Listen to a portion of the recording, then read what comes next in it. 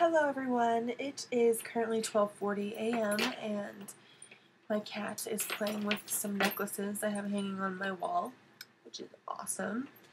So this is going to be another kind of installment in the beauty project, and this one is mainly about beauty. And yeah, so I'm going to start with the definition of beauty. I found this at www.dictionary.com, and I searched the word beauty, and this was the first. There were several definitions, and this was the first one, and I think completely appropriate to what I believe in. So I'm going to read it to you and then continue further. And just so you know, in order to make my points perfectly clear, I am completely makeupless and in my pajamas. So, and my hair is in a ponytail. So yeah. Alright, so beauty. The quality present in a thing or person that gives intense pleasure or deep satisfaction to the mind, whether arising from sensory manifestations such as shape, color, or sound, to a meaningful design or pattern, or something else, such as a personality in which high spiritual qualities are manifest. So that is a perfect definition of beauty. Addison agrees. So this is Addie. She is weird. Addie agrees with that definition, as do I. I think it's a perfect definition for beauty. Beauty is in everything. It's in everyone, and it's our job as people, as human beings, as fellow humanoids that have similar feelings to everyone else, you know, at least in a little way. I think it's our job to kind of to appreciate the beauty that's all over the world, in every person. You're not born into this planet to be a harsh, critical, mean person. You're born with this light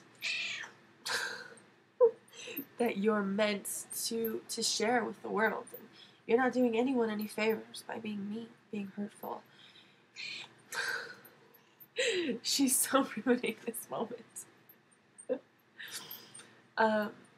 You need to accept people for who they are. You don't know every person's situation or medical record to judge them on something physical, like weight or appearance. You know, one of my good friends had a kidney and liver transplant when she was 5 years old, and the medications she took made her unable to bleach her teeth or get braces, and it's left her with a bad hip, so she has a limp. And people are mean to her about her physical appearance, even though she is an amazing person and such a sweet soul and such a kind individual. People judge her immediately on her physical appearance without knowing all that she has been through.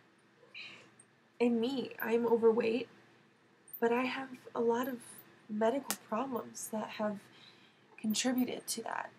And though I am on a journey to try and correct my weight gain, it doesn't change the fact that it happened, and it doesn't change how it got there.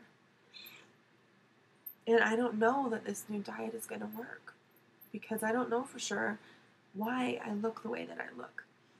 And I'll talk a little bit more about my weight and my struggles in a later video. This video is about everybody else, and it's about the beauty, and it's about searching inside for that piece of you, because everyone has it. Everyone has that part of your soul that is able and willing to accept people for exactly who they are.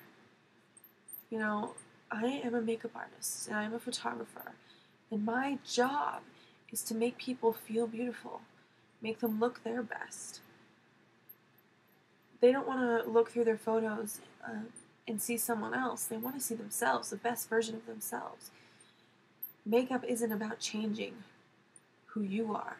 Makeup is about enhancing the features that you like and concealing the features you don't like too much.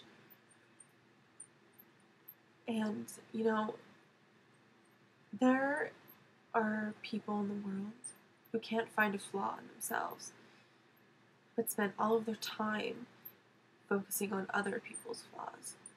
And if you ask me, that's a huge flaw. It's a bigger flaw than someone who has a bigger nose, or, you know, or slightly overweight. I would rather have a physical flaw, like being overweight, than having a personality flaw and being a horrible person.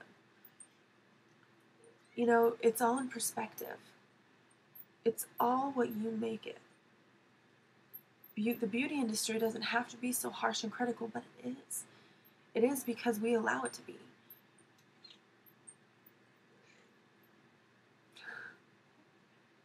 Because we don't look deep within ourselves to recognize that beauty is in everyone.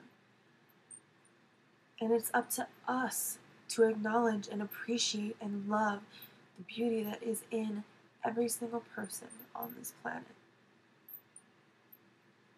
At the end of the day, it doesn't really matter. You know, at the end of your life, it doesn't matter what you thought about somebody else. All that matters is what you did and what you changed and what you accomplished in your life. And, you know, being a mean person and harsh and critical and constantly pointing out other people's flaws is not the way you want to remember your life when you're 80 or 90 years old and you're reflecting back. You don't want to remember being a mean person. You don't want to remember all the not so nice things that you said about people or said to people on YouTube or elsewhere. You want to look back at your life and admire the things that you did and the people that you knew and the fact that you were a beautiful person and you were able to recognize that beauty in others. Beauty isn't hard to see. You don't have to look hard for it. It's everywhere. But what is hard is allowing yourself to recognize the beauty in you. And in turn, when you recognize the beauty that's in you instead of focusing on your flaws, you will in turn recognize the beauty in everybody. Because it's there. Believe me, it's there. I work with enough people that are self-conscious about their bodies or their physical appearance. And every one of them is memorable for something.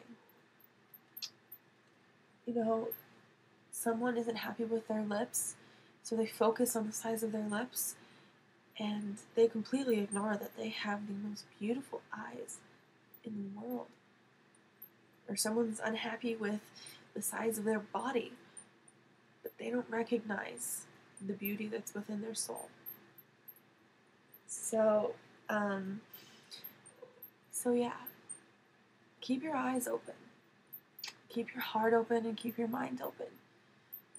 Beauty is not hard to find. You just have to let yourself be open to it.